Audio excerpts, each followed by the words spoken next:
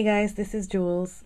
I am doing a challenge today. This is our assignment this month of April, is to create or build a flower out of the flat foundation blooms like these here, or the big white daisy blooms. Actually, they have quite a few over on the website, so you can choose whichever ones that you want so that you can be involved in this challenge. I would love for you guys to be involved. Not hard to do at all. I am going to do a tutorial on how I made these flowers, but you can use whatever flowers that you have at home. If you don't have any, this is your chance to grab some from Wild Orchid Crafts. And so the challenge is that I want you guys to submit in a video or a blog post or emailing me your photos, and I will put your name in a box. All the rules are over on my blog, and you guys can look over that and make sure that you follow those. If you don't follow those and I don't, get the stuff that I need from you guys, then I can't take your submission. So you can increase your chances of winning if you do a video response and a blog post. Then that'll be 2 entries and I can put your name in twice. Or if you just do like emailing me your photos, I'll put your name in once. Or if you do only a blog post, then I can put your name in once. So with the blog post and emailing me the photos, there's no point in emailing me your photos if you already did a blog post, because your photos will already be on your blog, if you know what I mean. But there's certain requirements for photos, so make sure that you read the rules and stuff for this challenge over on my blog. All the links are down below. Product information, the stuff, the flowers that I use for this project is over on my blog post, so that you can get to it and you can get the exact same size that I used and everything. Okay, so I did basically I did some like puffy carnation type daisies or whatever, and I wanted to stick with the color theme of pink and purple and yellow because of a project that I have in mind. I don't know when I'll be able to get it done, but I did want to do the flowers. So the challenge for you guys is to build a flower with me for this month of April, and I want to try and be able to do this every month or every other month. So watch for the videos that come out, and we can do the challenge together, and gives you a chance to win some Wild Orchid Crafts goodies. And so that's what my challenge is for you guys, is to build a flower with me. I did do a fall centerpiece back last year, and I did some fall colored mums, and I did use these flowers here, the beautiful white daisy blooms. These are the large ones. I love these so much. And I think in that video I used 5 petals or 5 layers, and these I think I just used 4 if I'm not mistaken. So I am going to post a video link of that video where I did show how I made those, because the flower centers are different. I used pom-poms for my centers, and I used some fall colored pom-poms for the centers of those flowers. For these I used sprays, and Wild Orchid Crafts does have some sprays. They do have a few, and I have a couple here. This one is not on the blog right now or on the website anymore. I used some from my craft store. And this is the ones that I use for the larger flowers. And for the smaller ones, I used the singular ones. So some are 4 layers, like this one here and this one. You can see the sizes of them. They are, 4 layers. Actually, I don't think that pink one is though. So some are 4 layers, and then some are 2 layers. I just want to have little itty bitty ones out there. And if I need some more, I can always just make some more. So, and then let me show you how I made these so that you guys can do that too. And I used a few colors from the Tim Holtz Distress inks. I love using the inks for my flowers because I like to do the two-tone and make it look stained like that. I really love that look. And then I didn't do the two-tone staining on the pink one because I wanted to just have a solid, soft, singular color for my pink one. So for this pink that I used here is some of the pickled raspberry. So let me show you how I put this one together. So you just want to stamp a little bit of the ink on your craft mat and add some water. And just start with a little bit of it, and then you just go by adding more water if you need it lighter, or adding a little bit more ink there from the edge if you need it darker.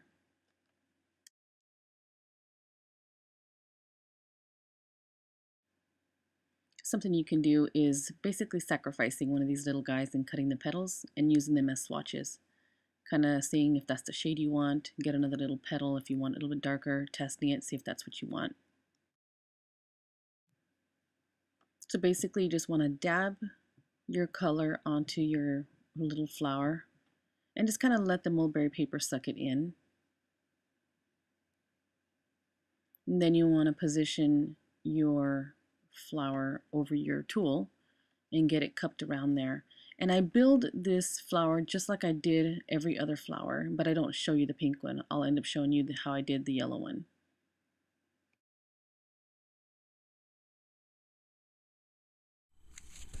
So let me share with you guys how I put this one together. So I have 2 of these petals, and I was waiting to do another one so that I can create another one of these here. So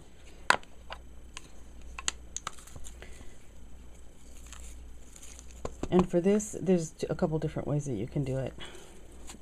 I actually stained mine first.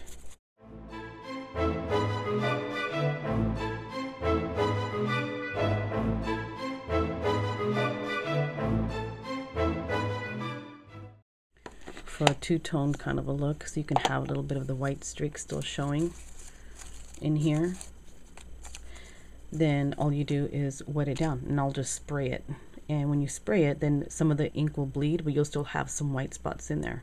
If you want to get a more solid color, but you want to have some of the highlighted areas, then what you want to do is ink them up just like this. Then you want to mix your paint, get some of the scattered straw, make your puddle. Let me show you on the other half, on this other half, okay? So you do the same thing and get your ink down on your mat. You're going to end up putting water down on that little piece there, but you want to highlight your petal with the ink first, and then you want to add your color by painting it on. Then when you heat set it, you'll see it more tone on tone color. It looks really cool. And then you can see the highlighted areas as well. So it fills it pretty nicely. Now this is dry, and you can see that it's the tone on tone color you wanted. So it has a complete yellowed coverage, and then it has the yellow highlighted that you inked up with the applicator. So that's just your more solid color. So for what I did with these, I did not add a solid color like that. With these particular ones, all I did was ink them up, just like that. So all you want to do is soak it completely.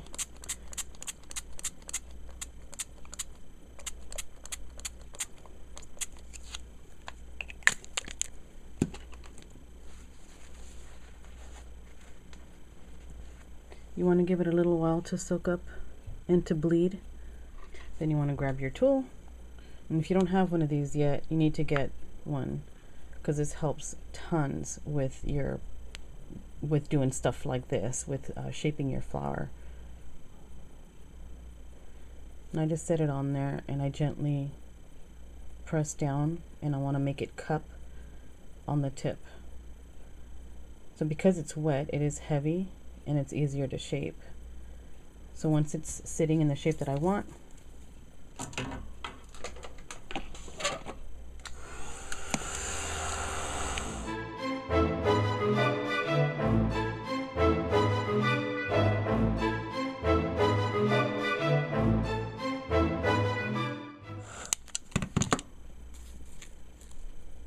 there it is. It still feels a little bit damp, but you can see that it's took the shape of the tool that I have. And then with the yellow one, I'm using the gathered stamens, this here, so it has that unevenness. So I'm going to grab the one that's most closed, or seems most closed, and then stick the stem in there. So with this one, what I do, since this is kind of thick right here, it doesn't fit through the hole, so it kind of just stops right there at the hole, and it's stopping there, it leaves it at the level where I want it. So just so you guys see that and stuff, and get some glue up here. And I'm going to put glue all the way around if I can, trying not to get it on the petals. So once it stops there, I'm going to pinch it all together. Pinch, pinch, pinch, pinch. I do want to make sure there's kind of an evenness.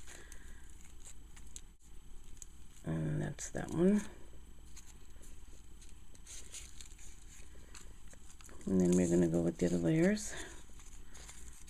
I'm going to start with the bottom here, go up a little bit.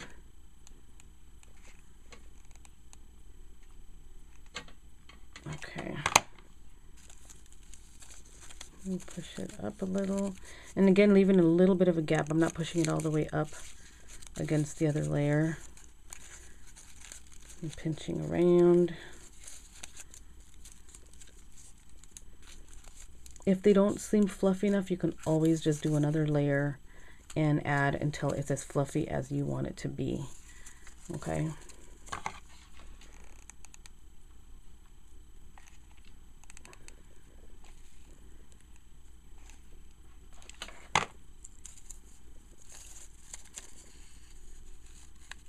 That's about right there.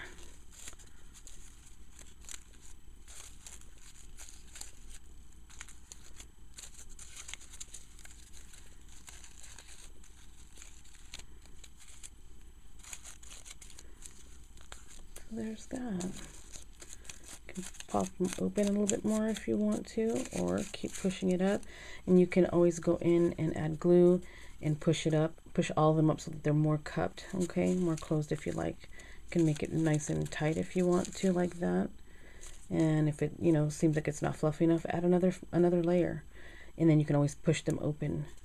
Okay, that's it, you guys. So those are my flowers, you guys. I hope that you guys will build some with me.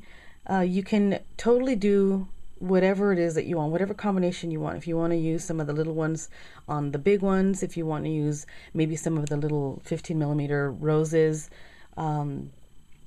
in the center of one of these, if you can do buttons, you can do sprays, you can do the flat back beads that Wild Orchid Crafts has if you have that. Use anything that you want. I just want you to get some flat petals and I want you to build yourself a flower. They have to be layers, okay? All the details for the challenge is over on my blog, so take a peek at that and submit your videos. Make sure that your video submissions are on this video here, just this video, nowhere else. And the email, I have a specific email for you to email me the link to your blog post or the set of pictures of your flowers. The email is this here on the screen. So make sure that you email me. There's a lot of new laces that are out and I try to get a few of them for the giveaway. So yeah, if you guys want to win some stuff, get to making some flowers. All right, you guys, I'll talk to you later. Please join in. I would love to have you. I'll talk to you later. Jules signing out of the Jule box for Wild Orchid Crafts. Bye, everyone.